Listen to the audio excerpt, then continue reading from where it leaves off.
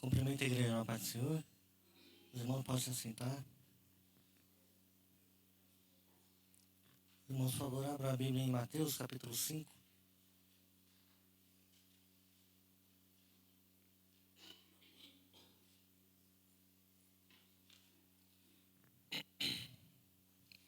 Mateus, capítulo 5.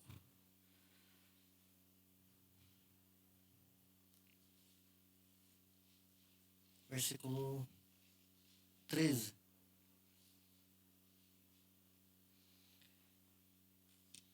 Que Deus venha falar com a gente mais uma noite. Que nada venha assim de mim, até porque se fosse de mim eu não conseguiria me escutar 2 minutos. Os irmãos acharam? Mateus capítulo 5, versículo de número 13. Que diz o seguinte, vamos ler primeiro do 13 até o 16. Vós sois o sal da terra, mas se o sal perder as suas qualidades, como restaurá-lo? Para nada mais presta, senão para ser jogado fora e pisado pelos homens. Vós sois a luz do mundo. Não se pode esconder uma cidade situada sobre um monte, nem os que acendem uma candeia e colocam debaixo de um cesto, mas no velador, e assim ilumina todos que estão na casa. Assim resplandeça a vossa luz diante dos homens, para que vejam as vossas boas obras e glorifiquem vosso Pai que está nos céus. Os irmãos deixem a Bíblia aberta aí em Mateus, que se Deus permitir nós iremos dar continuidade mais para frente. Eu tenho hoje o capítulo 5 de Mateus completo, porém eu acho que não vai dar para a gente falar de tudo, porque essa parte do sal da terra é uma parte muito conhecida, né? Eu tenho certeza, porque eu estava aqui com os irmãos, que essa palavra aqui já foi falada muitas vezes aqui, né, na igreja. Só que eu tento, né, trazer. Então eu sei que, a não ser que eu esteja um pouco com problema de memória, aquilo que eu vou falar hoje eu nunca escutei saindo desse altar. Então eu sempre tento trazer algo novo para os irmãos, né? Algo que a gente ainda não tenha meditado. A palavra do sal da terra, a gente sabe que a gente está agora no Sermão do Monte, como eu falei para os irmãos, vai ser um lugar que nós vamos ficar um bom tempo, né? Porque o Sermão do Monte, ele é o sermão mais importante já feito na face da terra. Não por conta do local. O local ele é importante, mas não por conta do local em si, mas por conta de quem estava no local. E de quem falou, e de quem pregou, e de quem anunciou essas palavras. Jesus, quando ele traz o sermão do monte, a gente não sabe qual monte que era, mas a gente sabe que Jesus ele veio, como nós falamos na aula passada, eu coloquei o título lá, de 2 reinos. A gente falou de um reino mundano e do reino de Cristo. Cristo ele veio trazer um novo reino, e ele, sendo o rei desse reino, agora vai falar para nós o que é esse reino e quem é participante do reino de Cristo. Então, o sermão mais importante na face da terra é esse, porque Jesus ele vai explicar para nós quem são os participantes do reino. Todo crente, irmão, ele tem que saber essa passagem de Mateus 5, ele tem que entender Mateus 5. Porque se ele não entende Mateus 5, ele não sabe o que ele é, para que ele está aqui, o que ele veio fazer. Porque todos nós temos um propósito debaixo da terra. Ainda mais os filhos de Deus têm um propósito ainda maior. Quem crê nisso? Então, eu estava até pensando, né? Antes de a gente entrar aqui no tema, talvez, eu já ouvi alguns irmãos comentando, brincando até, e eu não levo nada a mal, os irmãos comentando, nossa, isso vai servir para o nosso estudo adiante, né? O irmão Abraão quer ficar famoso, minha mãe já falou isso, né? Ficar famoso na internet, porque eu gravo E é verdade que tem ali 2, 3 irmãos, 4 irmãs que realmente assistem o estudo, eu agradeço por isso. Mas, e aí eu falei, puxa, mas tem vezes que ninguém assiste e tá tudo bem. Mas eu falei, e por que que eu continuo? Né? E por que que eu comecei a fazer? E eu comecei a meditar nisso, né? Algo tão simples. Por que que eu comecei a fazer isso? Porque eu tomei do meu tempo, do meu dinheiro, e aí eu cheguei à seguinte conclusão, não sei se foi eu, se foi Deus falando comigo, mas eu fiz porque eu sei fazer. Por isso que eu fiz. E falta muitas das vezes isso no nosso trabalho de serviço na igreja, né? Por que que você fez tal coisa? Porque, olha, porque eu sei fazer, né? Então, se eu sou um eletricista e a igreja está com problema, o irmão Sérgio vai me ajudar, o irmão Sérgio é eletricista. Ele não, eu tenho certeza, mesmo, e não seria problema ele cobrar e falar, ah, Abraão, meu serviço é tanto. Mas eu tenho certeza que ele não vai cobrar, porque ele nunca cobrou. Mesma coisa, um pedreiro, eu quero construir a casa de Deus. Porque é o que eu sei fazer. Eu não sei fazer muita coisa não, eu não sou um especialista em nada. Mas o que eu sei fazer, eu quero entregar no altar de Deus. Eu quero gastar alguma coisa, algum proveito da minha vida para alguma coisa. Eu quero aplicar aquilo que eu sei para a obra de Deus. O que você sabe fazer e o que você está aplicando na obra de Deus? Né? Às vezes a pessoa não sabe fazer determinado tipo de coisa, mas ela sabe fazer outro. Mas tem que ter um interesse, tem que ter a vontade. E a gente vai entender um pouco disso nessa noite. Amém? Sal da terra. Aqui Jesus ele vai fazer uma colocação muito interessante. Eu acho que os irmãos já sabem até um pouco o caminho que eu vou seguir nessa mensagem. Sal da terra. Quando a gente lembra dessa passagem, sal da terra, a gente sabe que, e a gente já está cansado de escutar, que o sal, ele tempera, não é? Isso aí é o beabá dessa mensagem, né? O sal, ele tempera, o sal, ele dá sabor. O sal, aonde ele entra, ele mostra a sua cara, né? Mostra o seu atributo, que é salgar. Isso aí você já está cansado de escutar, né? O sal, ele também não serve só para dar sabor e para também melhorar o sabor, né? Potencializar o sabor da comida. Mas ele também serve, como algumas pregações falam, para na época, né, servia também para preservar as comidas, né? Principalmente os alimentos, a carne. Por isso que você sabe bem que a carne de sol ela pode ficar muito tempo fora da geladeira que ela não vai estragar. A mesma coisa o peixe, né? O bacalhau. Tô errado? Porque o sal, ele ajuda na preservação do alimento. Então isso é a base dessa mensagem que eu e você já estamos acostumados a escutar. Só que muitas das vezes e é um problema para todo mundo que traz uma mensagem, é o que? Só trazer os problemas. Você já ouviu um patrão falar o seguinte: ora, mas você só me traz problema, você não me traz uma solução? O patrão, quando fala isso, ele quer dizer o seguinte: não tem problema você me trazer esse problema, mas já vem pensando num jeito de eu solucionar esse problema. Muitas das vezes, nós que estamos trazendo uma mensagem, você que está escutando, a gente traz muitos problemas, levanta muitos problemas e dá poucas soluções para quem está escutando. Então isso não é muito útil, porque nós sabemos que nós estamos todo errado e não sabemos como solucionar. Então, a gente sabe que nós devemos ser o sal da terra, que nós devemos ser a luz do mundo, a luz que brilha na candeia, no alto da casa, a gente sabe de tudo isso. Mas o que é de fato ser o sal da terra? Uns vão dizer que é ser diferente, outros vão dizer, mas o que de fato Jesus, e o que a gente pode colocar como exemplo do que é ser sal da terra. E aí eu trouxe alguns exemplos reais e até recentes do que é ser sal da terra. A gente pode começar, vamos começar talvez vamos começar pela Coca-Cola. Você sabe que a Coca-Cola, antes, ela era, Joelma, alcoólica, né? O criador da Coca-Cola tinha uma fórmula alcoólica.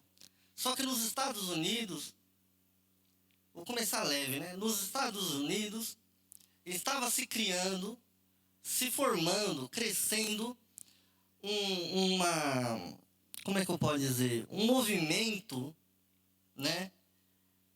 Chamado puritanismo, que eram os puritanos. E os puritanos estavam em crescente, crescendo muito, crescendo muito.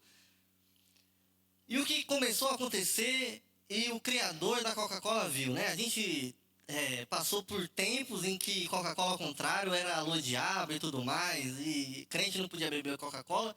Hoje em dia isso aí já se foi, né? A gente passou por essa fase, né, Jean? Mas seguindo a história.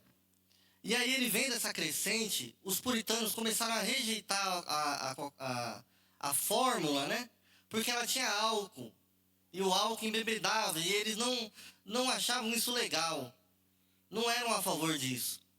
E fez com que o criador mudasse a fórmula da sua receita para que ficasse sem álcool. A Coca-Cola que você toma hoje tem álcool? Não. Mas foi um movimento, foi um grupo de pessoas que na sociedade fizeram a diferença. Eu comecei bem levinho. Eu já ia começar com mais para cima. Mas eu vou começar com um bem leve. Isso é ser o sal da terra. É negar aquilo que vem do mundo e fazer a diferença de uma tal forma que muda ao seu redor. Outro exemplo, né? Talvez agora um pouco mais forte. Nós podemos ter lá em 1730 um grupo de morávios, né? Que uns chamam de irmãos morávios. Talvez você já tenha visto aí em algum canto, alguma coisa assim. Que foi um grupo de pessoas que estava tão cheia do poder de Deus e tão focada em pregar o evangelho e tão sedenta por almas, que começaram a pregar pelo seu país, começaram a fazer missão. Crente que não sabe o que é missão é isso. Começaram a pregar, a fazer missão, até chegar num ponto, Joelma, que eles se colocaram à venda como escravos para salvar os escravos. Eles não eram um povo escravizado, mas eles se colocaram à venda para virar escravos, para salvar escravos. Isso é ser sal da terra. É realmente querer mudar, é realmente querer salgar o mundo. É realmente querer impactar, ter impacto. O que nós temos hoje, infelizmente, em grande parte do nosso país, a gente sabe que o protestantismo está crescendo, o número de evangélicos está crescendo, mas o que nós temos hoje é uma adesão de pessoas evangélicas, pessoas aderindo à igreja ou se dizendo evangélicas, mas não tem uma conversão. Não tem conversão de uma pessoa mal para uma pessoa boa. Existe uma adesão. Eu quero ter uma nomenclatura, ou quero ser bem visto, ou eu quero fazer parte do grupo, ou eu quero receber a bênção, ou eu quero qualquer coisa. Existe uma adesão. A gente já comentou que quando o evangelho de Deus era perseguido e não havia benefício, ali havia realmente crente de verdade. Porque quem, em sã consciência, iria achar algum benefício numa religião, num evangelho, em que você vai começar a ser perseguido, as pessoas não querem mais falar com você, você pode ser morto, sua família pode ser morta, você pode acontecer tantas coisas, mas a partir do momento em que a religião é mudada, agora os crentes não são mais perseguidos, não precisam mais fazer cultos em catacumbas nem em cemitérios. Agora eles podem fazer a profissão pública da sua fé. Porém, agora entra os interesseiros, que agora vê vantagem em ser crente, que agora vê vantagem em dizer que são filhos de Deus, que reconhecem a Jesus. E da mesma maneira é hoje. Hoje ainda tem gente que encontra benefícios, porque o louvor acalma, porque o louvor sacia a sua alma, porque o louvor fala com ele e a pessoa chora. Quantas pessoas você sabe, eu já contei aqui, que a moça me perguntou se eu era crente, e eu falei que eu era, e ela falou assim pra mim, ah, eu gosto de escutar umas músicas pela manhã que me acalma. Eu não estou dizendo que ela não devia escutar, que bom que ela escute, mas assim, ela estava querendo dizer que ela só escuta música. E escutar música com aquilo que eu almejo, e acalmar o coração pela manhã, e aquilo que eu busco, não tem nada a ver. Ela está falando de outra coisa. Ela está falando de acalmar não é nem a alma mais, é o corpo, acalmar o corpo, começar o dia bem, positividade, palavra positiva, vamos se colocar para cima, vamos começar o dia legal. E não, eu não tô aqui na terra para isso. Ela enxerga de uma maneira totalmente subvertida o que é Deus, o que é louvor, o que é palavra. Ela pode escutar até uma palavra do pregador que é descolado e faz você dar umas risadas, mas eu tenho certeza que ela nunca vai procurar um estudo de quarta-feira com 3, 7, 10 pessoas para ouvir realmente a palavra de Deus. Não tem semelhança o evangelho que o mundo busca com o verdadeiro evangelho. Parece ser, parece que é.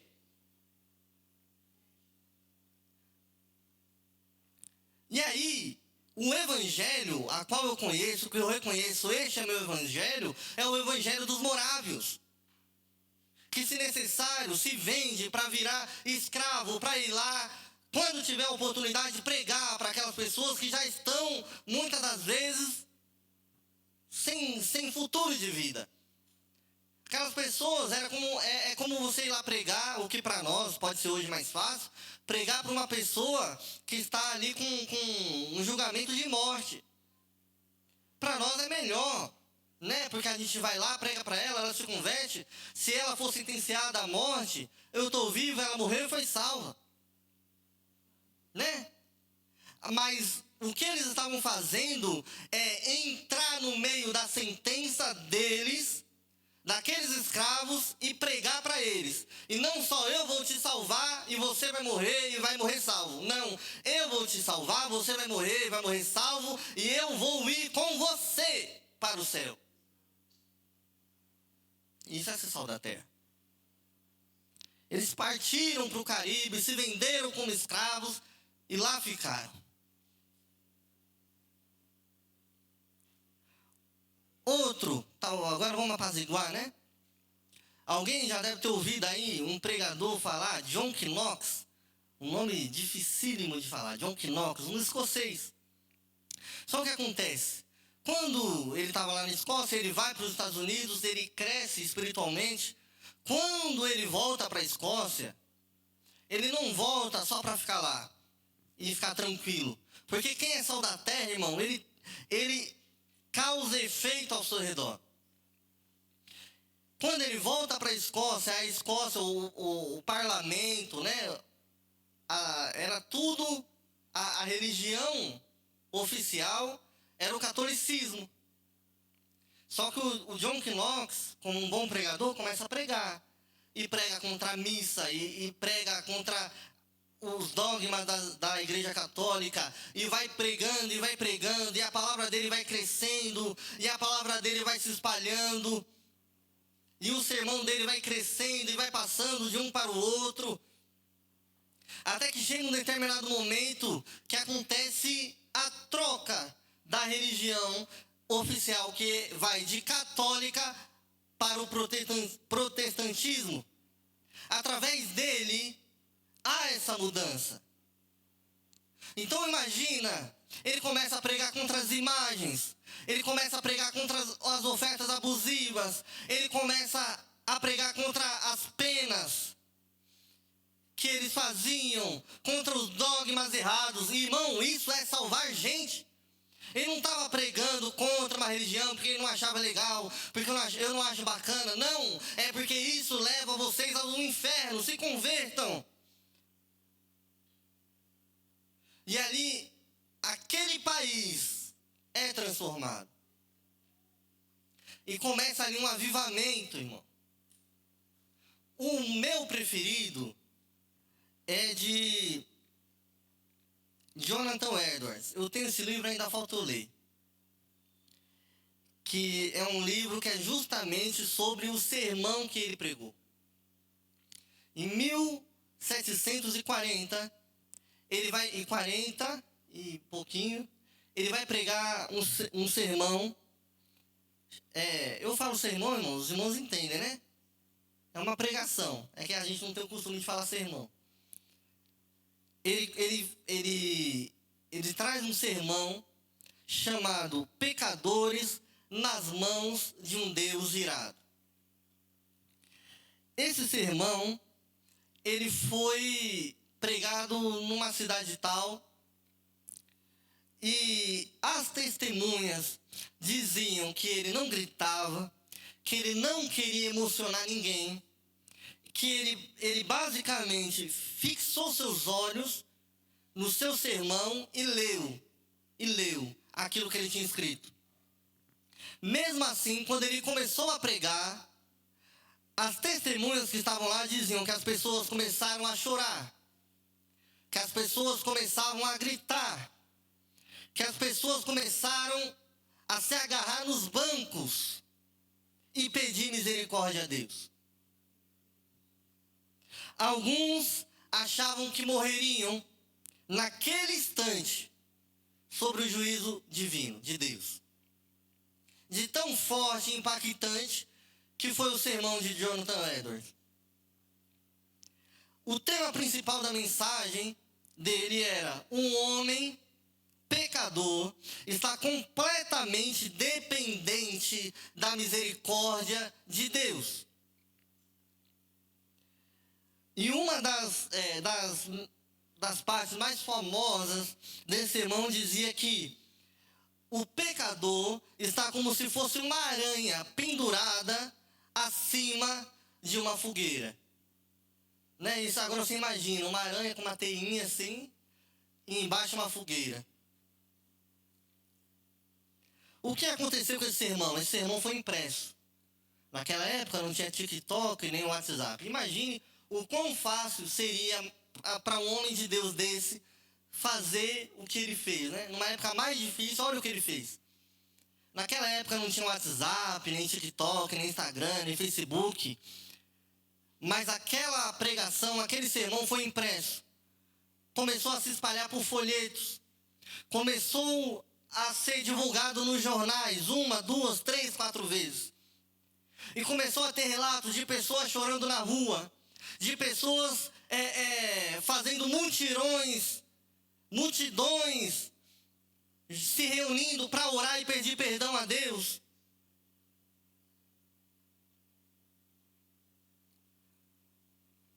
Esse testemunho, através desse papel, ele foi parar em outros países e começou ali um avivamento espiritual nunca antes visto. Atravessou continentes por barco. E aquela folha de papel, sem você saber, imagina você receber uma folha de papel com um sermão. Hoje muitos nem leriam, nem queriam saber, mas veja, quando você recebia uma folha, um papel, um jornal, as pessoas falam que tem uma foto, né, que roda aí na internet, as pessoas na fila de um banco, tudo mexendo no celular, e aí, 40 anos atrás, as pessoas num banco, lendo o jornal era entretenimento, não tinha TV. Você, para saber, as pessoas liam o jornal. Hoje, ia passar em branco. Se você mandar um texto muito grande para o seu irmão, ele nem lê. Mas aquele sermão atravessou continentes. E sem ele estar lá presentemente, mas uma pessoa copiando, a outra copiava, a outra editava, os outros pastores começaram a se basear naquele sermão para pregar a palavra de Deus, e houve um avivamento sem ele ter pisado no país. Isso é ser sal da terra, irmão. Isso é ser sal da terra. Ser sal da terra não é ser abençoado, não é andar pulando em cima das nuvens, não é achar que sempre tudo vai bem, não é ser good vibe, não é ser, Não, ser sal da terra é fazer a diferença. E a gente acha, irmão, que Deus vai usar os grandes, os poderosos, os demais, os que a gente não se compara para fazer coisas grandiosas. Mas a gente conhece bem, se os irmãos se lembram, de um monge chamado Lutero, que leu a palavra de Deus e dizia bem o seguinte: o justo viverá pela fé. E quando a palavra de Deus tocou no seu coração, este monge foi até uma pequena igreja de uma pequena cidade e colou algumas teses. E através disso, eu e você, nós estamos aqui numa igreja. Ele não era demais. Ele não estava no topo. Ele não era alguém incrível. Mas Deus usou ele. Deus usou, irmão. Gente, eu vi um pastor que eu gosto muito, dizendo, né, para um rapaz judeu, dizendo que Deus, ele escolheu o menor dos povos. Um povo que não tinha terra, não tinha nem para ir, nem para onde voltar. Que começou com um senhor de idade, uma senhora de idade avançada. Um povo com cheiro de ovelha. Um povo renegado, que até hoje é perseguido.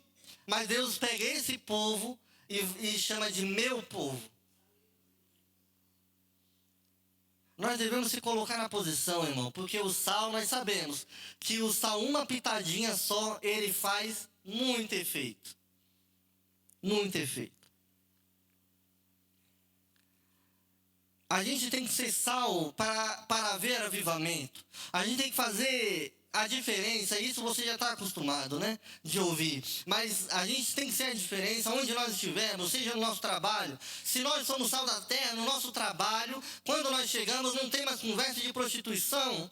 Se no nosso trabalho tem roubo, quando nós estamos, ali não passa mais a ter roubo, porque agora tem um crente, e o crente ele é sincero, e o crente ele tem caráter, mas não um caráter só humano, porque Deus transformou o caráter dele humano também, mas ele também tem um caráter do céu. E aonde ele está não tem roubo, não tem falcatrua, não tem arrumadinho, não tem jeitinho. Então, acabou agora o nosso esquema. Por quê? Ainda dá pra gente roubar? Não, porque agora tem um crente no nosso meio e ele vai acabar com o nosso esquema. Esses dias eu estava em casa e, infelizmente, é uma parte ruim desse meu novo trabalho, é que lá é 24 horas. É 24 horas, não para. Só que eu só trabalho no meu horário, né? Só que eu faço trabalho para todas as 24 horas. Então, possa ser que aconteça alguma coisa, alguém queira saber onde alguma coisa está, e me mande mensagem. Aconteceu um burburinho, talvez um possível erro, que graças a Deus não foi meu. E aí, o meu colega de trabalho não liga, mas manda vários áudios para mim, para querer entender o que tinha acontecido, para saber se tinha sido eu e tal. Só que ele não estava bravo comigo, ele estava bravo com a situação, né? Só que ele mandou um áudio rasgando, e ele é uma pessoa que fala alto, não vou falar grita, mas que fala alto. E dava para ver que ele estava indignadíssimo. Às plenas 9 horas da noite, ele tendo que resolver aquilo ali, que a gente não fazia ideia do que tinha acontecido, que não foi culpa nossa. A gente não sabia. E aí a gente, né, e eu conversando com ele, mandando mensagem, falando, não sei, tal. Aí, tá bom, eu ouvi os áudios, guardei o celular. Quando eu fui ver de novo, ele apagou todas as mensagens. Aí eu falei, será que ele ia se arrepender de falar alguma coisa? Ele xingou algumas pessoas, ele falou mal de outras. Mas eu também não ia falar nada pra ninguém. Tá bom, né? Aí chegou no outro dia, ele falou, poxa, Abrão, eu te mandei aquele... Eu conversando, né? Meu, achei muito engraçado, eu tava até na casa da Ellen, mostrei pra ela rachou o bico. Aí ele, não, depois eu até apaguei, porque eu falei, não, ele é crente, o pai dele é crente, a família dele é crente, vai que ele vai escutar o áudio lá no meio da família e o pai dele acha ruim. Eu falei, não, fica tranquilo.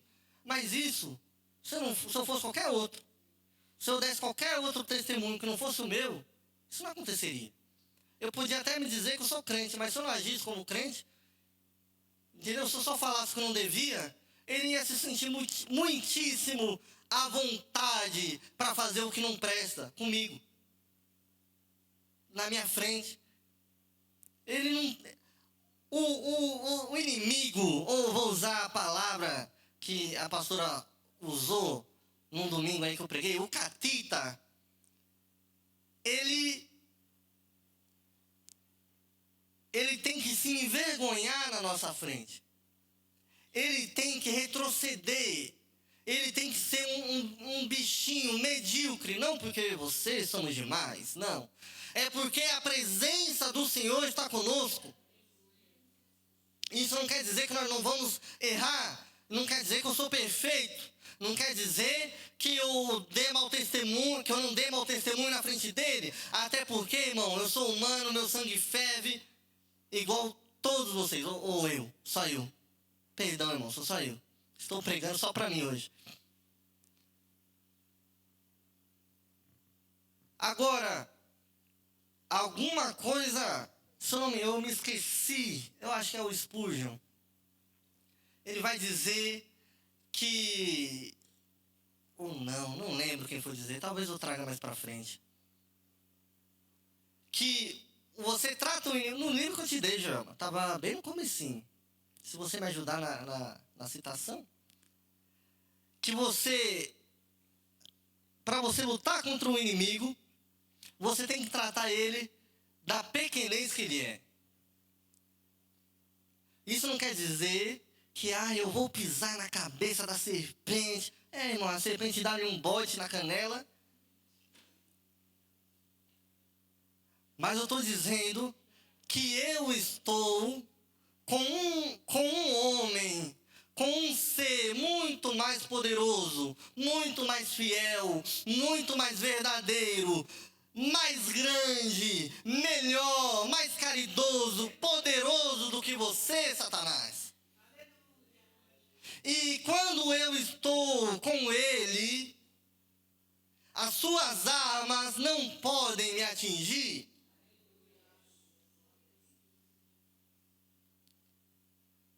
A melhor forma de se lidar com ele como é que você fala? É desdenhar dele. Porque ele não aguenta ser desdenhado. Mas não é todo mundo que pode desdenhar dele. Né, mãe? É todo mundo que pode dizer, quem és tu? É todo mundo? Quem é você? Quem você pensa que é acusador? Quem você pensa que é para me apontar o dedo pelos pecados que o meu Senhor já limpou? Quem você pensa que é? São poucos que podem fazer isso. São poucos. Mas a melhor forma de cuidar e de tratar dele é assim. E aí, a gente sabe a grandeza desse sermão de Jesus. Porque aqui ele já dá uma chamada para mim e para você. Ele não fala o seguinte, vocês são um tipo de sal. Ele fala, vocês são dos sais. Não. Ele vai dizer, vocês são o sal do mundo. É assim, ponto, acabou. E se o sal for insípido, para nada presta, somente para se jogar e ser pisado. Irmãos, aqui Jesus está falando de quem é esse reino. Para quem é esse reino? É para quem é sal da terra. Para quem ele chamou? Para quem ele veio buscar? Para quem está sendo preparado o lugar? Só que ele vai dizer o seguinte aqui, ó. Você pode acompanhar no versículo de número 13? Vós sois o sal da terra, mas se o sal perder o quê? O que está escrito aí? O sabor. Como restaurá-lo? Algumas Bíblias vai estar escrita as suas qualidades, que é o sabor, né? Só que hoje a gente consegue identificar melhor as qualidades do sal, né? Quais são as qualidades do sal da terra? Quais são? Porque a gente tem que entender em que parâmetro a gente tem que se encaixar. Qual peça que nós devemos ser para entrar no reino de Deus? Aqui é dito que nós devemos ser quadrado, porque no céu só entra quadrado. A pastora, quando fala isso, não está dizendo que nós entraremos como se nós fôssemos, as mães vão entender, um Roblox ou um Minecraft. Não é que nós entraremos com um corpinho de quadrado, não. Não quer dizer que nós iremos virar um tijolo. Quer dizer que lá nós teremos que ter um diâmetro, nós teremos que ter uma fundação, nós teremos que ter um parâmetro, nós teremos que ter uma medida. E qual é a medida que Jesus vai estabelecer para o seu reino?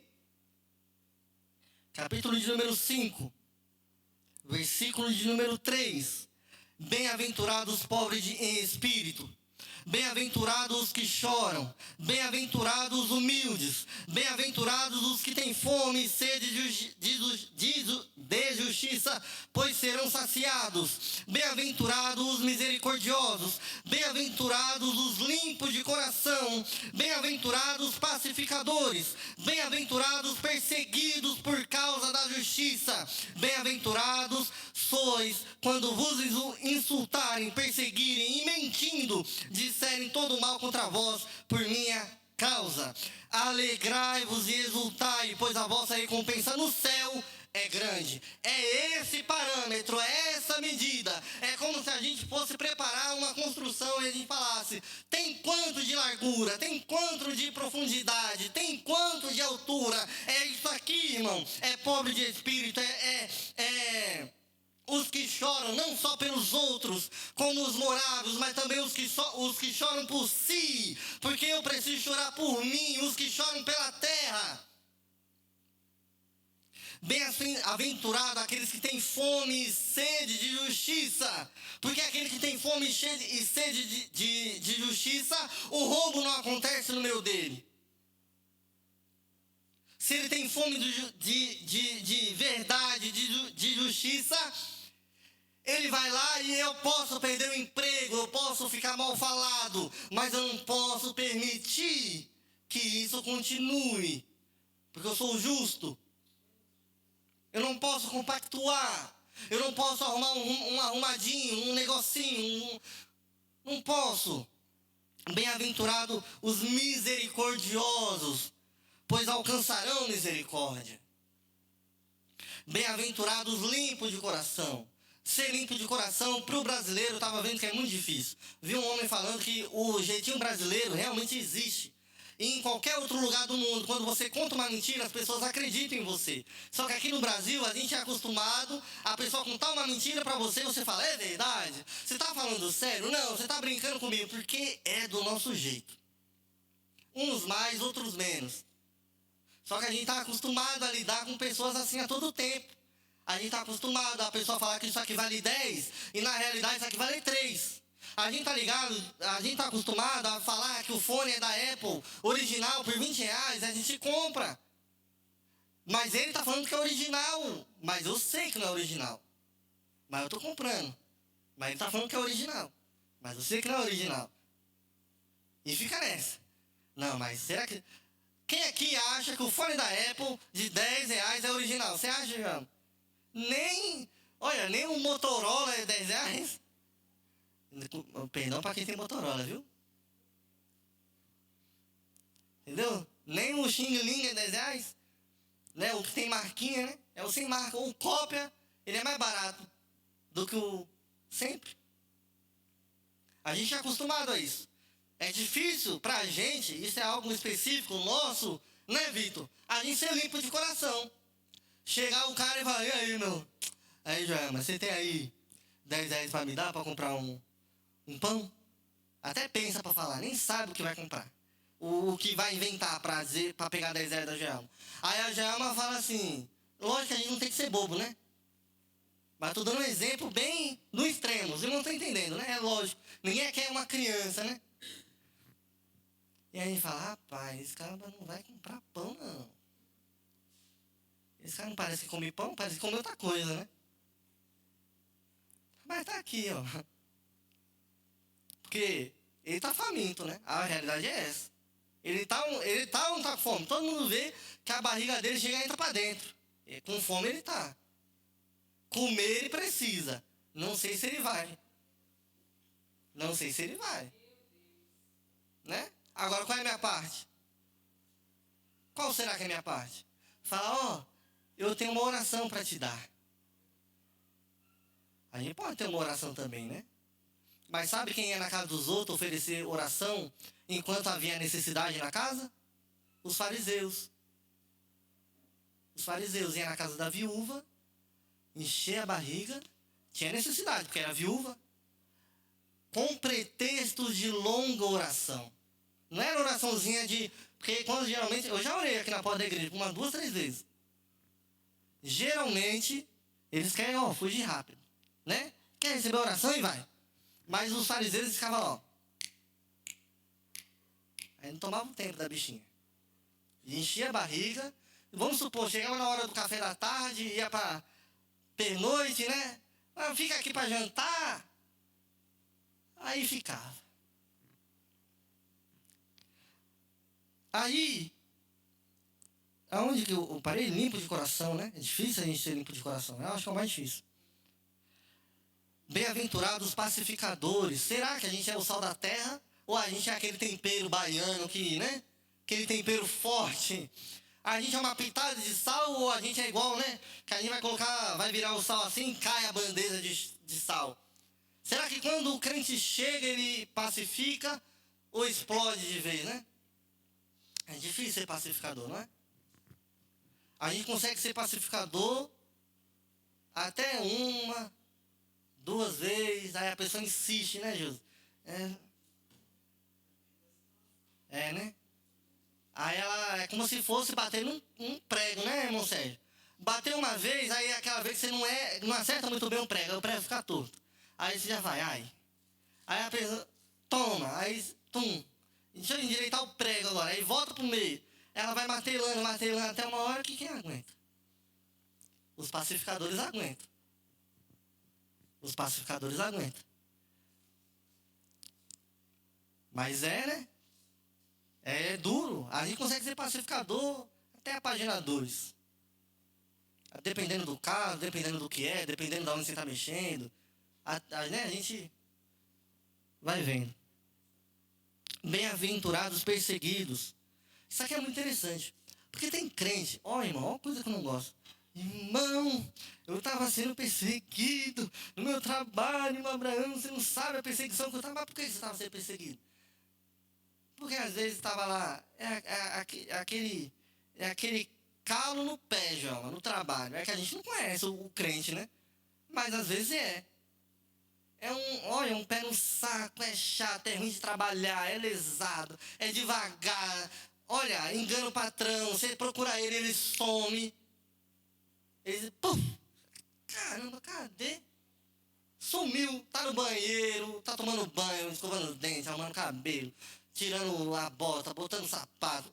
Cadê? Aí é perseguido. Claro que vai ser perseguido. Claro que vai ser.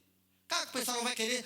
Não querem se juntar, estou sendo perseguido no meu trabalho, mas eu recebi uma bonificação, eu fui vangloriado. Vamos supor. Aí essa pessoa é um bananão no trabalho, mas chega na hora de falar com o patrão, já ama palavras doces, meigas. Você não conhece ninguém assim, né? Você acha que não existe um crente na face da terra assim, né? Ai, pastor, pastor não, patrão, é que eu fiz isso aqui hoje. Não, hoje está muito corrido. Aí você olha assim para a pessoa e fala, puxa vida, corrido? Aí a pessoa recebe uma promoção. Muitas das vezes vem aqui, fala com nós e fala, eu estava sendo perseguido no meu trabalho e agora eu recebi a promoção e estou ganhando 2 vezes mais do que aquele que me perseguiu. A gente não sabe, né?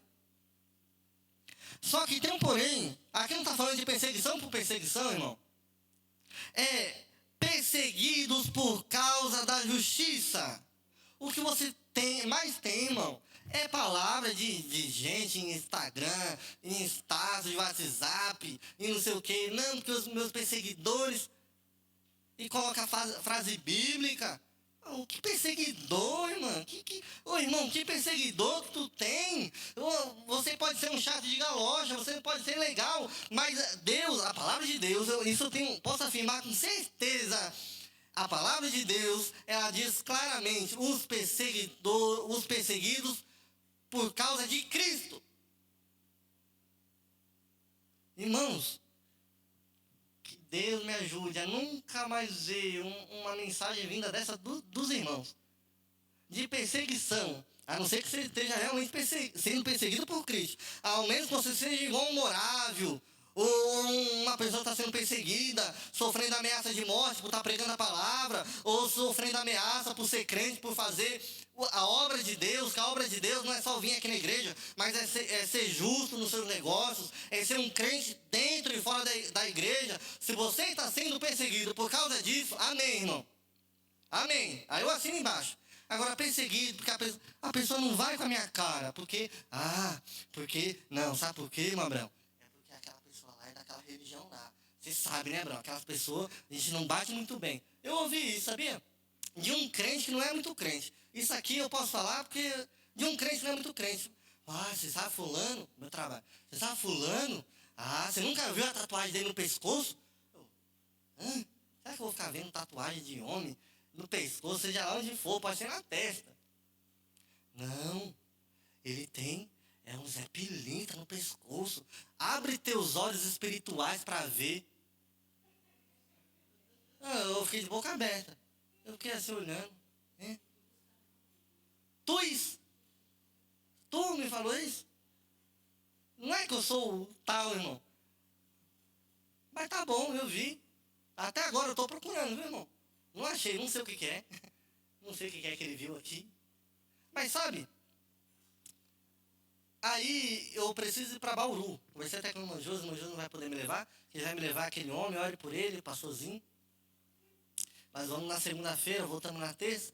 E eu comentei com ele, né? Eu falei, olha, a gente vai...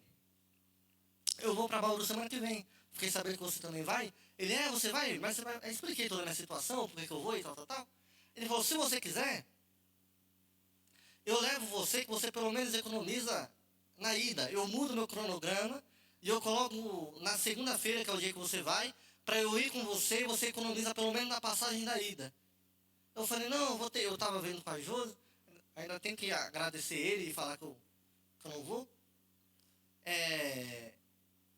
E aí eu falei, não, muito obrigado, vou ver. Aí eu te falo. E não, me avise que aí qualquer coisa, eu mudo meu cronograma, mudo o que eu tiver que fazer, e eu coloco para ir para Bauru na segunda e eu levo você. Tá bom. Aí, vou dar um exemplo aqui. Aí eu cheguei em casa, falei com meu pai, com a minha mãe, subi lá no quarto, falei, mas ele, fulano de tal, fez isso, o meu chefe e tal, ele é meio que meu chefe, né? Mais ou menos. Aí sabe o que a Bela me falou? Nossa, que chefe bonzinho. Não falou, mãe? Que chefe bonzinho que você tem, Abraão. É difícil de achar um chefe bonzinho assim. Irmão, a vida não é preto no branco, não, né? Não é verdade? Não estou dizendo que ele está certo, ou que é ele... Não, eu creio que eu discordo de praticamente tudo que ele acredita. Né? Mas eu não ali, perseguido, irmãos, nós devemos ser perseguidos por Cristo. O resto nós devemos... Eu falei esse dia para minha mãe, não sei se ela entendeu. De resto, o crente deve ser legal pra caramba, irmão. Porque ninguém quer ficar do lado de uma pessoa chata, não é nem um crente chato. Crente chato nós tem que ser. Agora, uma pessoa chata, a Bíblia não fala que nós devemos ser uma pessoa chata, não. Ela fala que nós devemos ser um crente assíduo, concreto com a verdade, alinhado com a verdade de Cristo. Agora, pessoa chata nós não devemos ser. Porque ninguém quer ficar perto de pessoa chata, né? Como é que você vai pregar se não tem quem te escute? Tá chegando a Daiane, meu Deus do céu. Irmão, você nunca pensou nisso não? Que você tem que ser uma boa pessoa, uma pessoa que saiba conversar? Mas um dia eu preguei aqui, falei o seguinte, tem crente que você não consegue conversar porque ele quer passar para você que ele é muito crente, que ele sabe conversar com crente e bababá. Aí no outro dia eu estava na casa da Josi, na casinha, ela falou o seguinte, Abraão, Deus falou com você. Aí teve um dia que eu fui na casa da irmã Josi, e aí eu entendi o que ela estava falando, que a irmã Josi estava querendo viver, só que ela não conseguia. Porque tinha alguém querendo, né, irmã Josi? Querendo ser. Né? Não era